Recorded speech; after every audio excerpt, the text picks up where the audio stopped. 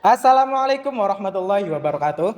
Selamat pagi pemirsa, kembali lagi di podcast Suka-Suka.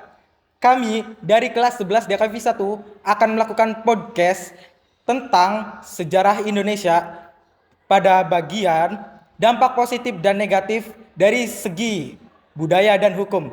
Ya, bersama saya Muhammad Islahuddin dan yang akan menjawab pertanyaannya yaitu Ali Firdaus. Rizky Maulana. Khair Umam. Imam Haramain. Ya, untuk membersihkan waktu ya pemirsa, langsung saja kita akan mulai ke sesi pertanyaannya. Tolong jangan tegang dong. Kita ngobrol-ngobrol santai aja. Kita nggak akan diinterogasi kok. Langsung saja ke Saudara Ali ya. Saudara Ali, apa sih dampak positif dari segi budaya di era kolonial itu? Dampak positif yang bisa didapat dari penjajahan Belanda dalam bidang budaya yaitu adanya perubahan cara penggalu Enggak, lanjut lagi. penggalauan pengaluan gaya hidup, bahasa hingga cara berpakaian. Sel- Selain itu seluruh teman. Oh, jadi itu ya. Jadi ada perubahan gaya hidup gitu ya, dari model berpakaian gitu ya. Seperti itu ya. Baik, untuk itu kita lanjut saja ke dampak negatif ya. Kira-kira siapa yo yang akan menjawabnya?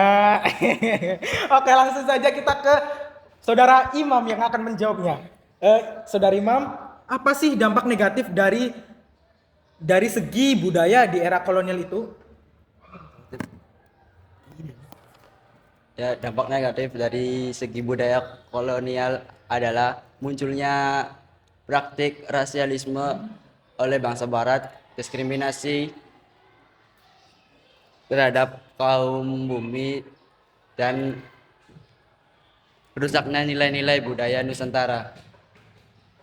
Melemahnya tradisi lokal akibat pengaruh Eropa dan diganti dengan tradisi pemerintahan Belanda.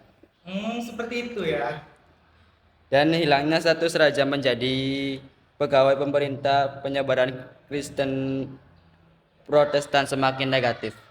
Oh, jadi itu dampak negatifnya ya. Ternyata banyak ya, lumayan dampak negatifnya ya. Oke, sekarang kita beralih ke segi hukum ya. Langsung saja kita ke segi hukum ya.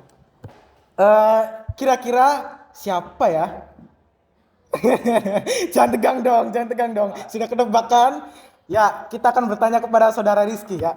Saudara Rizky, apa sih dampak dari segi hukum di era kolonial itu?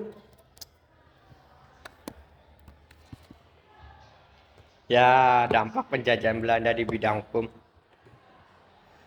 Masuknya pengaruh kolonial dari segi hukum yaitu mulai diterapkannya hukum kolonial yang menggantikan hukum adat. Dibentuk peradilan yang terpisah dengan ketentuan hukum yang berbeda.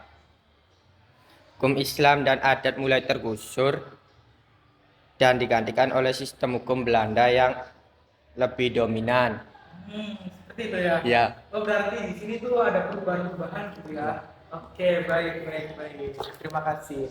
Nah, untuk itu udah jangan tegang ya. Santai aja, santai. Kita akan melakukan kesimpulan dari semua ini ya. Langsung saja kita tanya kepada Saudara Umam ya. Saudara Umam, apa sih kesimpulan dari dua poin tersebut dari segi budaya dan hukum? Apa sih kesimpulannya? Sebulannya ya, Iya, kesimpulan. dengan adanya penjajahan kolonial di Nusantara di bidang budaya menyebabkan terjadinya beberapa budaya berikut. Satu, birokrat menggunakan bahasa Belanda sebagai simbol status mereka. Dua, tindakan pemerintah Belanda untuk menghapus kedudukan menurut adat penguasa pribumi dan menjadikan mereka pegawai pemerintah, sehingga meruntuhkan kewibawaan tradisional penguasa pribumi. Sedangkan untuk di bidang hukumnya menyebabkan perubahan, di antaranya itu hukum yang dulu menggunakan hukum adat diubah menggunakan hukum barat modern. Oh, berarti di sini tuh rata-ratanya itu kesimpulannya itu perubahan ya. Ya. Iya, seperti itu ya. Oke pemirsa, itu dia podcast dari kita kelompok 2 ya. Mohon maaf tadi di awal nggak kesebut ya. Kelompok 2 kelas 11 Dakavi 1 yang beranggotakan 5 orang ya. Kita akhiri langsung penutup aja ya. Kita akhiri, terima kasih. Bila masih ada kata-kata yang kurang berkenan atau apa, mohon maaf yang sebesar-besarnya ya. Terima kasih. Wassalamualaikum warahmatullahi wabarakatuh.